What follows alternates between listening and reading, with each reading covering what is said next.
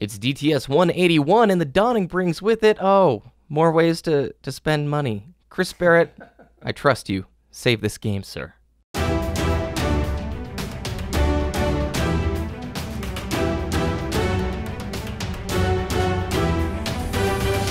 You're listening to Destiny, the show.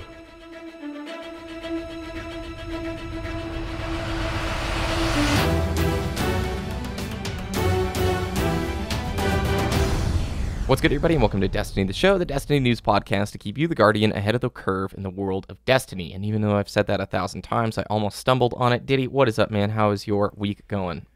Man, this week has not felt like Christmas at all for me. Yeah. I mean, it was 70 degrees 2 days ago. Literally. Sun out, sun shining. Yesterday, all rain, 30s. And today, 45-ish, sunny outside. And it's ridiculous. But, whatever.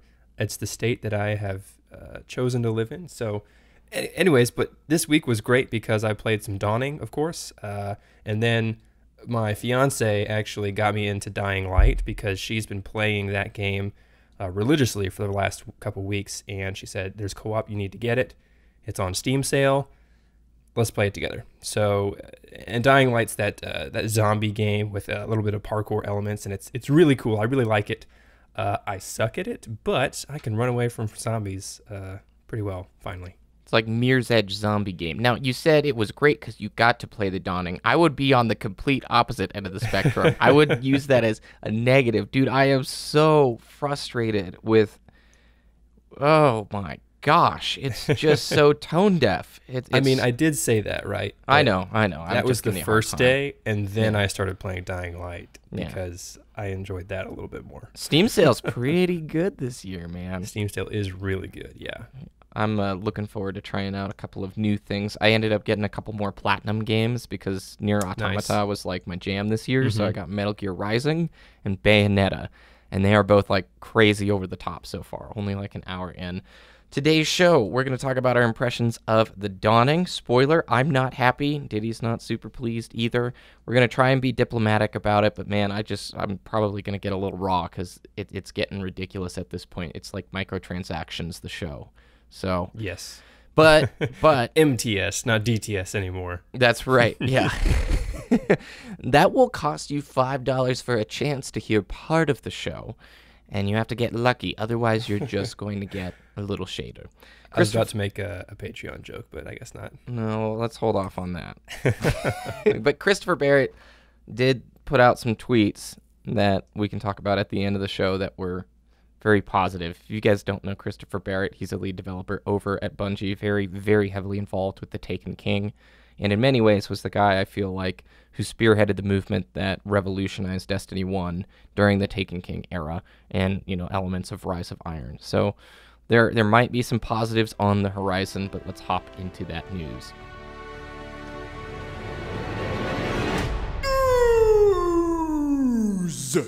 And in more Bungie test absolutely nothing news, Ditty, infinite Nova bombs in the Mayhem playlist. So, yeah, break it down for me on this one, Ditty. What's happening in that crazy Mayhem playlist? So Voidwalkers are the new Prometheus lens in that they're completely overpowered and that you literally get infinite super and you can just throw them like nothing. Right. Yep. Remember Halo, whenever you had grenades all the time because you kept picking them up? That's Nova bombs now, except you don't actually have to pick up anything. You just, it's grenade related. I'm not going to tell you exactly how, but you can find it out on the internet. And just throw infinite Nova bombs in Mayhem. I'll tell him. To be fair, Mayhem only, right? It's not in the regular Crucible, it's not in Trials, but still, infinite super is quite ridiculous. And they're not fixing it until after the Dawning. When you showed me that tweet, okay, so first of all, for the gravity of the thing, yeah, it's only Mayhem. But Mayhem is the backbone playlist of the Dawning event. I would say it's like the really only playable thing outside of Strikes with the Snowballs that you're going to be doing to try and get those milestones for Which we should touch on in a minute because I'm not happy with that. Yeah, okay. Well, I'm just going to spoil it. I don't care. Like, when you consume your grenade, if you press the Nova Bomb button while you're consuming the grenade, you just throw a Nova Bomb. It doesn't consume your super energy at all, and you can just stand there, boom, boom, boom, boom, boom, throwing Nova Bombs like grenades. And then Bungie tweets, we have determined that we're not going to fix this before the end of the dawning, which is early January. So, do you test anything anymore, Bungie? And B, I thought you hired an engine team, and a big reason we did this giant reboot in Destiny 2 was because all the limitations of the engine in Destiny 1. What is going on? This is something that is... I know Mayhem's a joke, and it's weird to talk about fairness in Mayhem, but this is garbage, dude. This is broken, yeah. And I think they kind of misinterpreted our response about the Prometheus lens and Xur selling it for trials. This is like a whole other type of broken, right? You know, because it's one specific class. I only have one character, right? If I want to partake in this Nova Bomb extravaganza that's happening, I have to start a whole new character, grind through the whole story, just get the whatever, and it's too much work, right? As opposed to just buying it from Xur. And they have said that they're not banning people for this activity. So they said, have fun. That's it. Peace out. We're on vacation. Let's think about the last time we had an infinite super glitch. It was with the Quiver perk on Night Stalker back when the Taken King came out, and in Destiny 1. And they said, due to this glitch, I'm paraphrasing, of course, because I don't remember exactly what they said, but due to this glitch, we're disabling the perk, so you can't use Quiver in PvP or PvE. And they disabled it until they released a patch. Yep. Why? Can they not do that now? Can't they just disable that tree? Yeah, just disable... whatever. It's very strange how they're treating this one. Yeah, and especially since the Dawning brings with it really two things. Obviously, ice hockey's in there, but ice hockey's kind of like, okay. Have you been to the farm yet? No. Did you go and do it? No, I didn't go either. No, I couldn't care. I was turned off immediately by the amount of microtransactions and the level of cheapness with the microtransactions is so wicked. When you see the two different kinds of shaders that you can get, the ones that are from the Eververse store and then those daily gift ones, and you dismantle the daily gift ones and, they're not going to give you, 7 bright dust, Ditty? Yeah. Instead of giving you the dust, it's like, oh no, it's shards. How cheap. All right, let's get into a post from Plumber, one of the DTS community members. We talk with this guy in Discord a lot. Awesome person. I think we've actually gotten to raid with him a couple of times back on the console days. Maybe because he was a PS4 guy. I think I've only done maybe one run with him. Mm-hmm, and yeah, he put together an awesome Reddit post detailing all of the stuff in the Dawning event in terms of the items and how much it would cost to get those items, Ditty. So why don't you break it down for us? Well, he did 2 posts, right? The first, it was part 1, was when the Dawning initially came out around Wednesday, is when this went live. And shout out to Plumber. He posted on the Discord right after he posted on Reddit. So we got kind of a first exclusive look at it.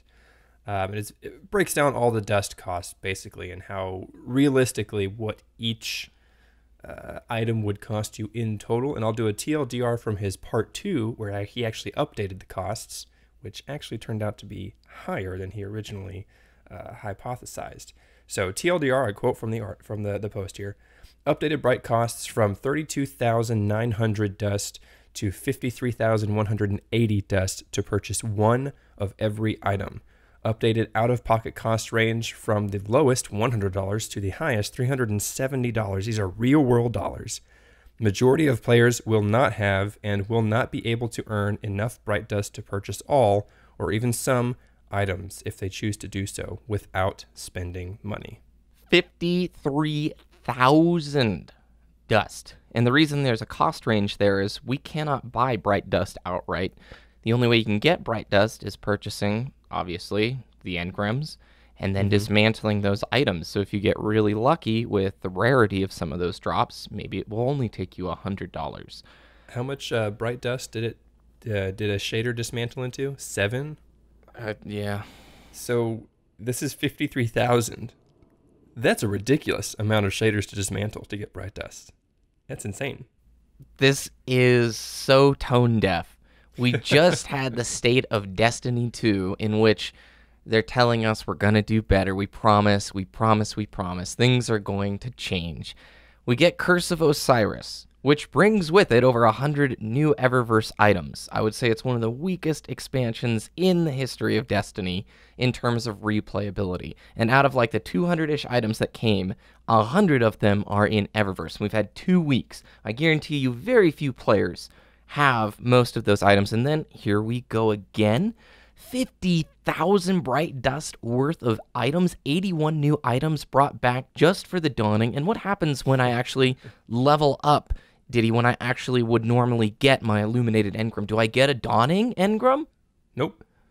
It's another Illuminated Engram. So I don't even get the seasonal event. Nope. The only way I'm getting those is through those milestones, which is so stingy, dude. So stingy. This is just bad. There's not enough avenues to acquire the Dawning or the event-specific loot for this limited time. I mean, it's pretty much Eververse, or you're going to get one item maybe that you want.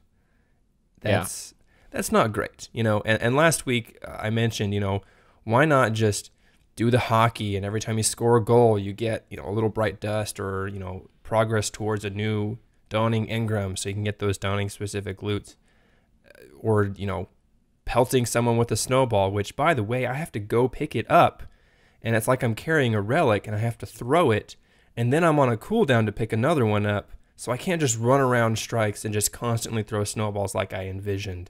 That's super annoying. I'm not happy about that.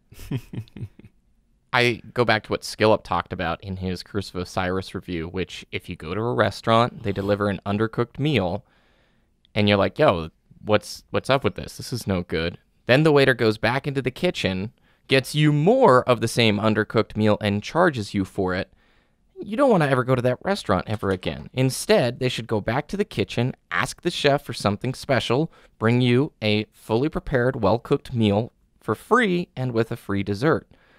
And that's how you build trust, customer relation, you know.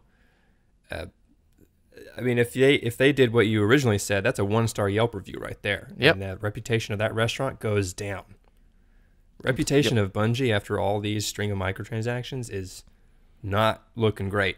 It's going down. And if they continue on this path, I don't think they're going to be able to recover. I agree. I mean, it feels like they're so focused on nickel and diming their players. They care more about that than it seems their reputation, and we are some of their most loyal fans. And I feel so alienated by the direction of all this. And to answer the argument, well, it's only cosmetics, Dragoon. This is an investment progression-based game. A huge portion of investment games is character customization. And it's very clear to see with the lack of strike-specific loot, the lack of record books, the lack of really a ton of great quality of life features that were in D1, that so much of the awesome gear in the game is no longer earnable through the game. It's earnable through the dumb Eververse system. If Destiny 2 delivered a phenomenal experience that players were super happy with, and we had just tons of content and we were all very pleased with where the game was at, you wouldn't see people freaking out about the microtransactions.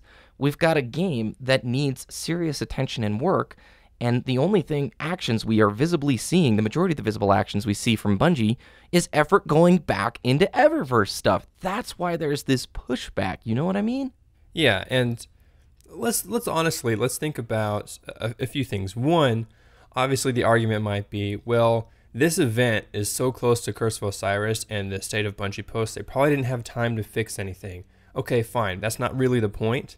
It shouldn't have been done in the first place, right? And two, on a slightly unrelated note, let's think about the smallest DLC in Destiny to date in comparison to Curse of Osiris and the Dawning current event. And that would probably, a lot of people would say, the Dark Below. The first DLC in Destiny was very small. The raid was very short. It was broken. But think about the culture that the Dark Below and Crota's End raid brought with it, right? You had the shard culture, right? For that raid gear to level up, you needed those shards that were only acquirable through the raid. Yep. And players of Destiny were to get all those shards and all that gear to get max level as quickly as possible.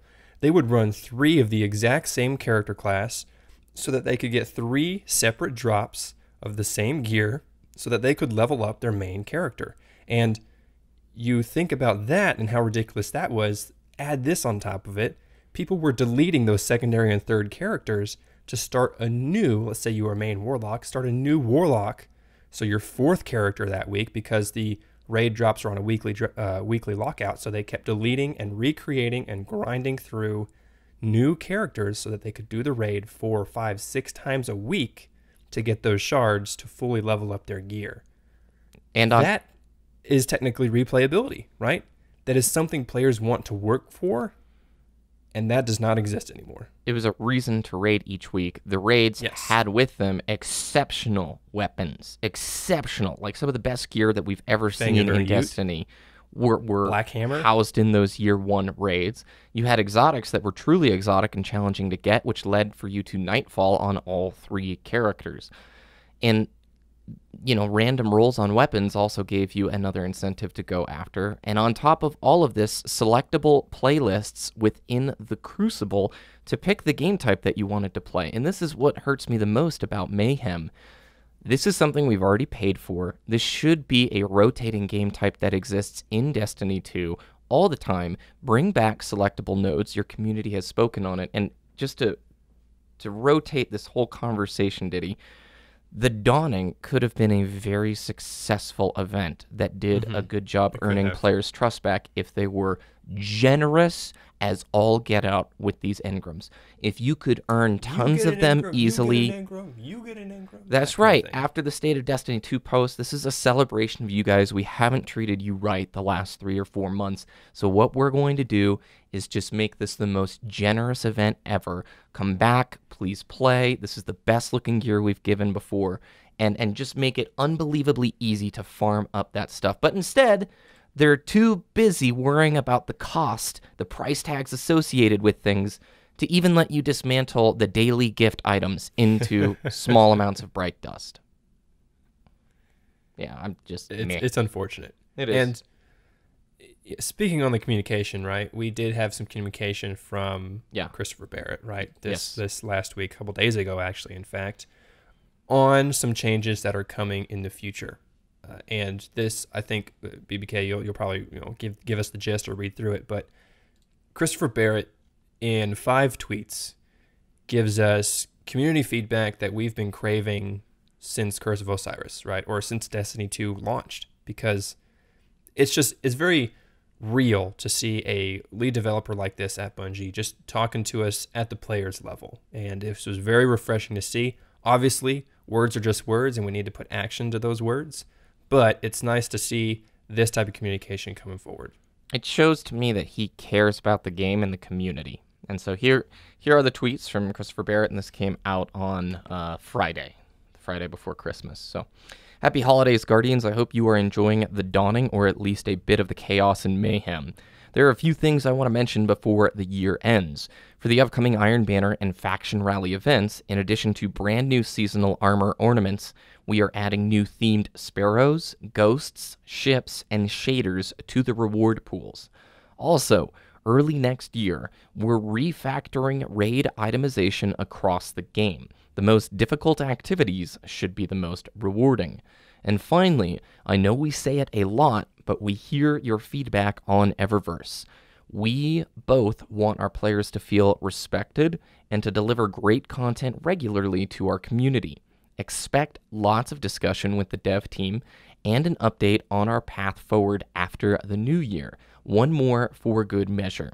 We have short-term and long-term solutions for vault space in the works, since I know that is another hot topic. In 5 tweets, Christopher Barrett did a better job meeting the player at a level in which we have a mutual respect, explaining concrete things than I think the entire State of Destiny 2 post did, man. It's... Yeah, the State of Destiny 2 post at this point is empty promises. And Christopher Barrett, it could be more of the same, but this is more not at a politically high level or politically correct level, but more of at a realistic, hey, this sucks. The fact that he mentioned they're adding the sparrows, the ships, that kind of thing to the rewards pool, not the Eververse pool. I mean, they could, do a gray area of, well, a Bright Engram's a reward, but that wording, kind of gives a sliver of hope, like, okay, I'm going to be able to earn that through end game gameplay. And that's really what we've been wanting, right? We want more ways more incentive to play those end game activities to get those specific rewards. So it seems like that they're hinting at they're going towards that, which finally they're coming back around. And then on the vault space, right? Obviously we had kiosks and everything, so maybe that's their short-term solution, or maybe they're just going to bump it up by 50 slots. I don't know, but obviously it's nice to see those concrete details. Well, I say concrete in quotes there, but yeah, I appreciated this at least. Oh, I agree. Yeah, Mr. Barrett, I trust you. I legit trust you. I think you can turn this ship around. This type of communication. I don't know if Bungie's now got your house wiretapped and you're under surveillance 24/7, making sure you don't do any more. But please keep doing this type of communication. It is very helpful. So, well, Ditty, I know I was a little ranty and ravey there, but I care about our community. I care deeply about the listeners of the show, the folks in our Discord, and the Destiny community at large. And to me, this is an ethical thing at this point, where I don't think Bungie needs defense over their microtransactions. I think they need some serious criticism in the direction that they're taking the game. And that's, really what's in my heart when I'm getting kind of, passionate about this, is I care about this community, and I want to make sure that, Destiny doesn't do predatory stuff. And so I hope it doesn't come across as me just being a really frustrated nerd, I mean, we've been through the trenches before, right? We've been through content drought, but this is like a microtransaction exhaustion. Yeah. And I think it could not come at a better time, because microtransactions are the talk of not just the Destiny community, but the video game environment or ecosystem as a whole. Yes. Look at EA and the Star Wars Battlefront 2 shabacle, but microtransactions are a very hot topic in the video game community right now, and the more that we get the news outlets focused on it, the more light we shine on the shady business practices and the quicker potential for improvement in the system. It's a lot of countries even are looking at the gambling odds and the laws around that in video games now. It's becoming a mainstream issue, and I think it's good. Yeah, I mean, legislation is never like the ultimate goal, because government usually screws things up, but it's getting to the point where the iOS store, games now have to disclose their loot box odds. The iOS store passed that, I think, like that new thing in their terms of service this last week. China has that in law for a while now. The loot boxes have to disclose their odds. Now, certain games like Overwatch can get around that by when you buy the in-game currency, that's the only way to get loot boxes. And so since you always get something for your monetary value, that gold currency, that's kind of the loophole there. Not all micros are bad, man. I have spent money on microtransactions before in plenty of games, but the difference is it's a choice by me to support the developer because I think they've delivered a fantastic product. Not, I have to do this to have, really any chance of acquiring this. You know what I mean? Yeah, I agree. Alrighty. That is our final DTS of 2017. It has been a very big year. Think all the way back, Ditty, to Age of Triumph. It's been a long, long year, and we've got D2 finally in the books, and we'll just have to see what 2018 brings for the game and its development, and how fast Mr. Barrett can work his magic. So, where can people find your content? Twitter.com/DittyDTS, DITTYDTS, and over on the Discord, discord.me/Destiny the Show, where you can talk with Reddit internet celebrities like Plumber and his fantastic Reddit posts. Indeed. You can find all the links from today and more on our website, destinytheshow.com. Please follow us on Twitter to stay up to date at Destiny the Show. You can follow me on YouTube and Twitter at BBKDRAGOON. Have a great week, a great rest of 2017, and we'll talk with you in the new year, Guardians.